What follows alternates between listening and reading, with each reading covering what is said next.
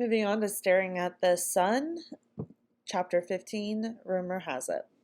And again, this is written in January 2021.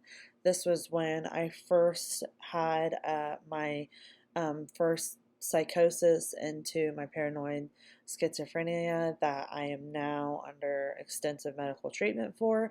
So, a lot of these events are delusions, are things that I've dealt with and processed and everything.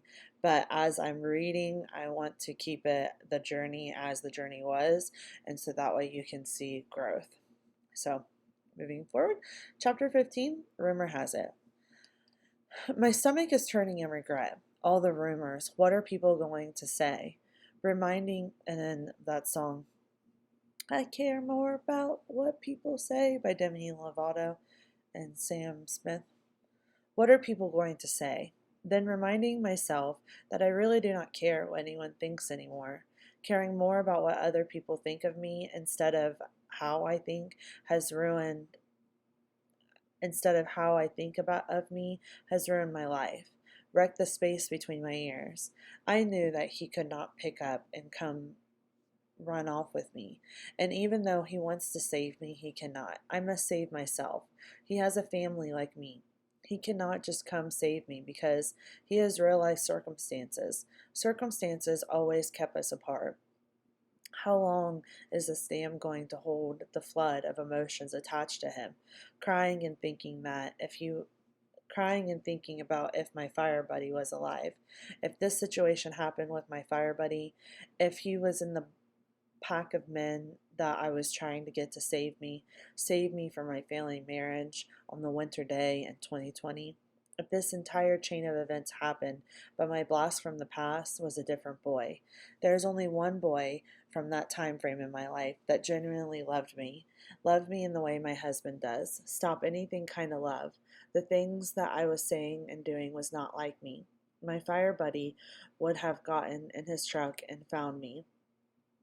If this imaginary situation were my fire if this imaginary situation where my fire buddy was alive, when he did find me, he would have drove me to my husband, sat me at the dining room table, and told me I must be insert expletive crazy if I thought reaching out to that guy was a good idea. He would have reminded me about all the times I cried to him over that guy. My fire buddy hated my old friend from drama. Now, genuinely, I blur the memory of the person that I had a pretty severe trauma with. I blurred his memory with the boy that took my virginity, which that's who we're talking about. He was the one who, you're the nowhere to my alley. It goes on and on. I can't take it out, and I don't want to because it's fun. Because they are two separate people. They're also friends, and I've forgiven both of them as I know that the part that I played to their trauma. I'm a trauma giver. Luckily for everyone, I'm on really good medication that helps me see things clearly. My fire buddy hated my old friend from drama. They knew each other. We all used to hang out at the colony in town. My fire buddy liked my husband. My husband is just a good dude that fell in love with his girl. However, he never had anything nice to say about my old friend from school. My old friend was his only competition. My fire buddy was not there to save me. That F3 150 was not pulling it down the lane, driving like a bat out of hell to get me. He was more like a bird flying from the bright sky warning me. He was sitting in heaven, pissed, mad at me for doing this to a good dude that was just trying to hold you down, and wondering if I would ever have done this to him if he was alive. If we lived in the world where we all worked out, would I have cracked when things got hard? Reaching out to boys that used to hurt me is never a good idea. My husband has always been my rock that holds me down. Sitting and thinking about everyone that I disappointed with my behavior was breaking my heart. There was one angel in heaven that I knew was particularly mad about this indiscretion. He was always the one to clean up the mess from the boy from drama class, sweeping in to gather up my broken heart, repair my soul with a bonfire, whiskey, bare feet, and a playlist. A playlist just for me. The title, Stacy Day. It had a lot of REO Speedwagon on it. My favorite thing about summer was getting to hear all those songs that remind him of me. And I know that my fire buddy seen himself in my husband. My husband was around a lot in the summer after graduation. My new boyfriend's laughs hit my soul the same way my fire buddies did. My fire buddy only wanted me to be happy, even if that meant it was not him. He's seen that this new guy was stealing my heart. On the last party together in 2008, the last time we would be at the farm together, my new boyfriend was not with me. He had to work and such, and my best friend took me to his house. This will be the test. He had a girl there, trying to make me jealous, and it worked. I laid in a field alone this time, drank a bottle of whiskey, and watched my ex-boyfriend move on. The next morning, he gave each other a lot of goodbyes, sitting around a morning fire with the smell of vomit. He walked out of his tent, a tent with a new girl. We sat around the morning fire before everyone woke up. He asked me about my relationship, and I said, "He's a good dude."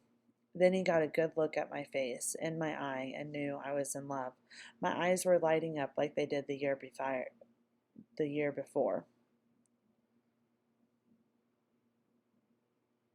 years prior. My eyes lighting up like they did the year prior. He let me go to a good dude, a fellow fire friend. They would have been two peas in a pod. He would have They would have been two peas in a pod. He would have fit right into our fire friends group. He would have never let me go to my old friend from drama. That fire conversation would have gone a different way. He would have explained to me why it was a horrible idea.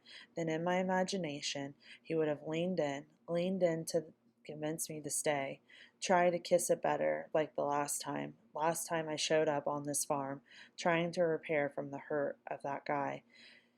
He would have turned on that song, told that girl to go home, and when the birds were waking up, we would have picked up right where we left off.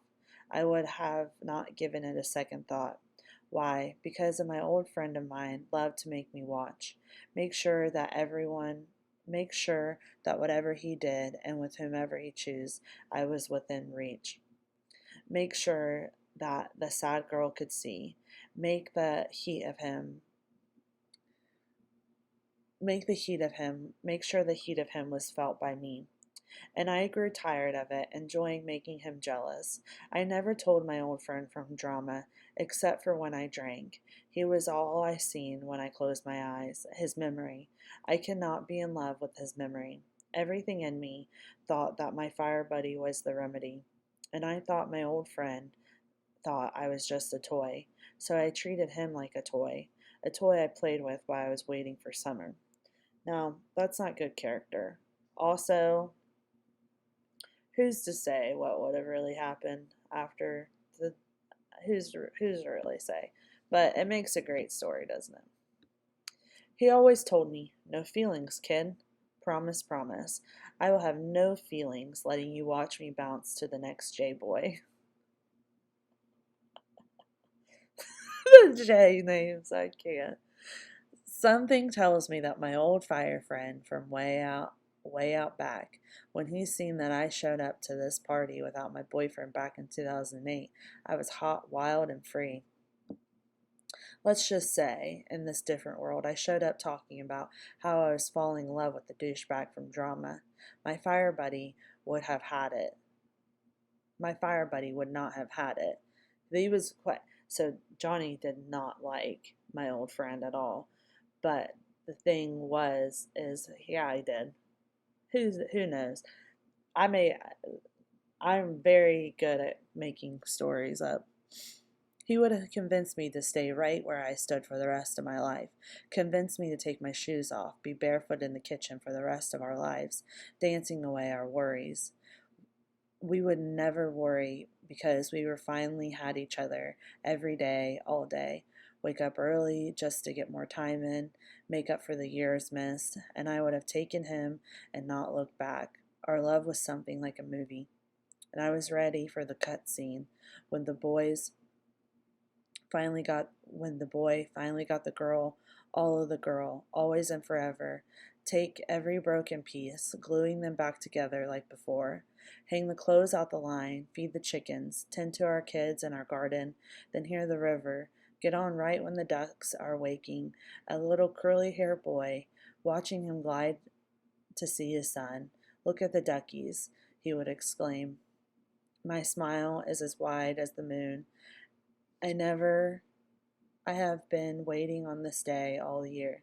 The man that I loved since I was 13 is showing our son the duckies. We're going to stop there.